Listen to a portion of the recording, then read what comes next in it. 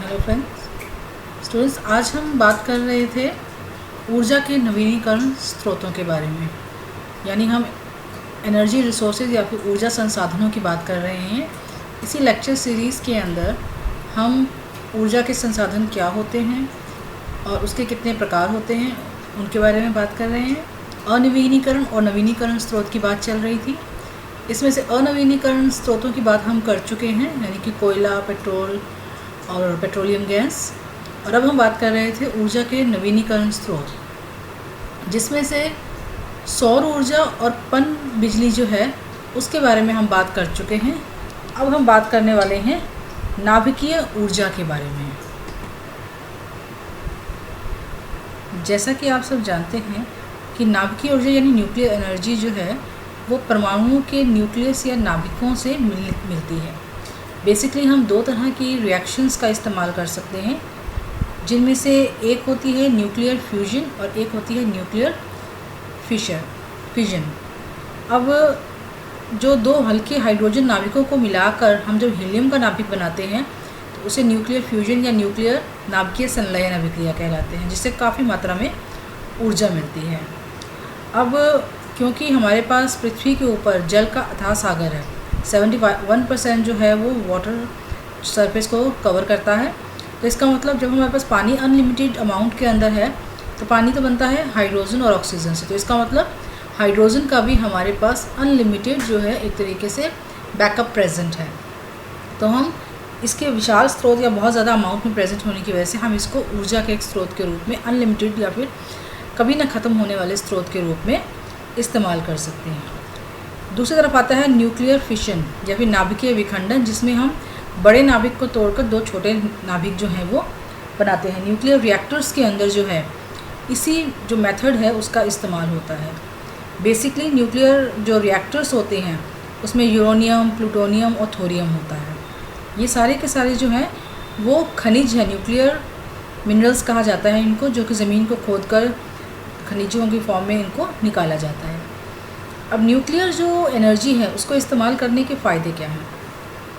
पहली बात तो ये है कि इनको बहुत क्योंकि ध्यान से बनाया जाता है तो ये काफ़ी हद तक सुरक्षित होते हैं, क्योंकि न्यूक्लियर रिएक्टर्स में इस्तेमाल किए जाने वाले जो पदार्थ हैं वो हाईली रेडिएशन वाले होते हैं, बहुत ज़्यादा रेडिएशन वाले होते हैं। तो बनाने वालों को ये पहले से ही पता है कि काफ़ी ज़्यादा ख़तरनाक कंपोनेंट्स के साथ वो काम कर रहे हैं। इसलिए बिल्डिंग्स या स्ट्रक्चर के फॉर्मेशन के समय ही जो सुरक्षा के सारे मानक हैं या मानदंड हैं उनका बहुत अच्छे से ध्यान रखकर बिल्डिंग्स या फिर जो पूरी की पूरी फैक्ट्री है या जो भी इसका संयंत्र है उसका निर्माण किया जाता है। तो आमतौर पर ये संयंत्र क्योंकि बहुत ज़्यादा ध्यान और प्रिकॉशन के साथ बनाए जाते हैं, बहुत ज़्यादा एफर्ट्स लगाए जाते हैं इनको बनाने के अंदर, तो इसलिए आमतौर पर सुरक्षा के सभी मानकों का अच्छे से ध्यान रखा जाने के कारण ये सामान्य रूप से सुरक्षित ही होते हैं। और यहाँ पे हम कुछ जला नहीं रहे हैं। न्यूक्लियर रिएक्शन के अंदर जो चैन रिएक्शन चलती है, न्यूक्लियर खासतौर पर जो न्यूक्लियर रिएक्टर में फिशन नाभिकीय विखंडन की अभिक्रिया होती है या फिर न्यूक्लियर फिशन रिएक्शन होती है, तो वहाँ एक्चुअल में हम कुछ जला नहीं रहे हैं, कोई भी हम आग वगैरह नहीं जला रहे हैं, किसी तरह के ईंधन को जलाया नहीं जा रहा है। तो इसका मतलब यहाँ पर वायुमंडल जो है वो प्रदूषित नहीं होगा या किसी तरह की ग्रीन हाउस गैसेज जो हैं वो रिलीज़ नहीं होती हैं। तो इसलिए जो वायुमंडल के प्रदूषण का केस है वो यहाँ पर नहीं होता। दूसरा है कि यहाँ पर जो चेन रिएक्शन होती है, न्यूक्लियर फिशन की जो रिएक्शन है वो चेन रिएक्शन होती है और एक बार शुरू करने के बाद लगातार चलती रहती है। और जो शुरुआती मटेरियल यानी रॉ मटेरियल होता है इसका, वो बहुत कम मात्रा में चाहिए होता है। यानी ईंधन की जो मात्रा यानी जो इनपुट हमारा रॉ मटेरियल है उसकी बहुत ही कम मात्रा से बहुत ही ज़्यादा मात्रा के अंदर जो एनर्जी है वो प्रोड्यूस होती है। बेसिकली न्यूक्लियर फिशन रिएक्शन के अंदर बहुत ज़्यादा मात्रा में हीट जनरेट होती है, तापमान पैदा होता है। उस हीट को पानी की मदद से, हैवी वाटर की मदद से ठंडा किया जाता है, लेकिन इस प्रोसेस के अंदर पानी का टेम्परेचर बढ़ जाता है। तो उस गर्म पानी जो होता है, बढ़े हुए ताप का इस्तेमाल जो है वो बिजली बनाने में किया जाता है। अब इसकी प्रॉब्लम क्या है? न्यूक्लियर रिएक्टर्स को बनाने में हालांकि बहुत ध्यान दिया जाता है और आमतौर पर ये सुरक्षित भी होते हैं, परंतु फिर भी इस एनर्जी के प्रोडक्शन या इसके इस्तेमाल में कुछ परेशानियाँ भी हैं। अब वो परेशानियाँ क्या हैं? पहली तो ये है कि न्यूक्लियर रिएक्टर से निकलने वाला जो कचरा होता है, यानी एक बार चेन रिएक्शन ख़त्म हो गई तो उस चेन रिएक्शन के बाद जो बाय प्रोडक्ट्स बनते हैं वो भी रेडियो एक्टिव नेचर के होते हैं। और इनको जो इनका डिस्पोज़ल होता है, इसका जो कचरे का निस्तारण होता है वो बहुत ही मुश्किल भी होता है, और आप ऐसे खुले में उसको नहीं फेंक सकते। आपको उसका प्रॉपर ढंग से उसको डिस्पोज़ करना होता है। ज़्यादातर क्या होता है, उनको ड्रम्स में या किसी चीज़ के कंटेनर्स में भर के समुद्र की गहराइयों में दबा दिया जाता है, या किसी सुनसान एरिया के अंदर उनको ज़मीन में बहुत गहराई में दबा दिया जाता है, ताकि उससे निकलने वाली जो रेडिएशंस हैं वो किसी को नुकसान ना पहुँचाएं। परंतु फिर भी इस सारे प्रोसेस के अंदर बहुत ज़्यादा पैसे और एफ़र्ट लगते हैं, और बहुत ज़्यादा सावधानी का भी इस्तेमाल करना पड़ता है। मतलब जो लोग इस कचरे का निस्तारण कर रहे हैं उनको भी बहुत ज़्यादा प्रिकॉशन लेनी पड़ती है, और अगर किसी वजह से कचरे का निस्तारण ढंग से नहीं हुआ तो उसके जो साइड इफ़ेक्ट्स होते हैं वो बहुत ही ज़्यादा ख़तरनाक होते हैं। दूसरा, नॉर्मली जो मैंने जैसे पहले ही कहा कि जो रिएक्टर्स होते हैं, न्यूक्लियर रिएक्टर्स होते हैं, नाभिकीय संयंत्र होते हैं, उन्हें बहुत ही ज़्यादा प्रिकॉशन के साथ बनाया जाता है।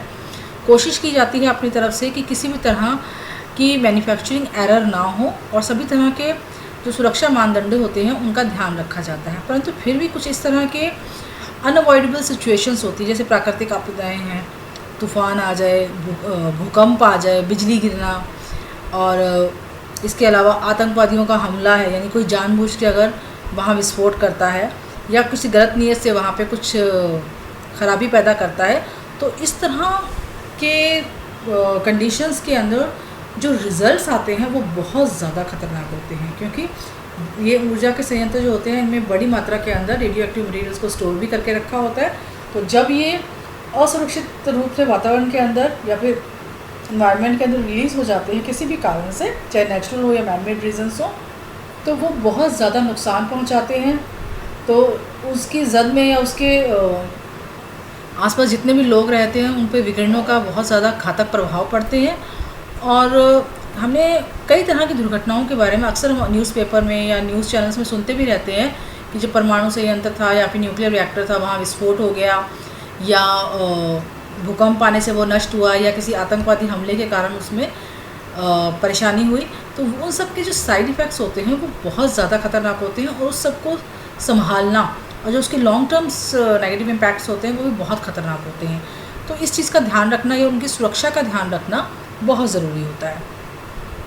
फिर सबसे बड़ी प्रॉब्लम है वो है लागत। जैसा कि मैंने आपको पहले भी कहा कि नवीनीकरण स्रोत में ज़्यादातर बात में यही प्रॉब्लम आती है कि एक बार इनके संयंत्रों को बनाने के बाद जो रनिंग कॉस्ट है, यानी प्रोडक्शन कॉस्ट तो है, यानी एक बार तो उसको किसी भी तरह के इंस्ट्रूमेंट या संयंत्र को लगाने में तो कॉस्ट काफ़ी आती है, बट उस संयंत्र को लंबे समय तक चलाने में कॉस्ट जो होती है, यानी रनिंग कॉस्ट जो होती है उसकी वो कम होती है।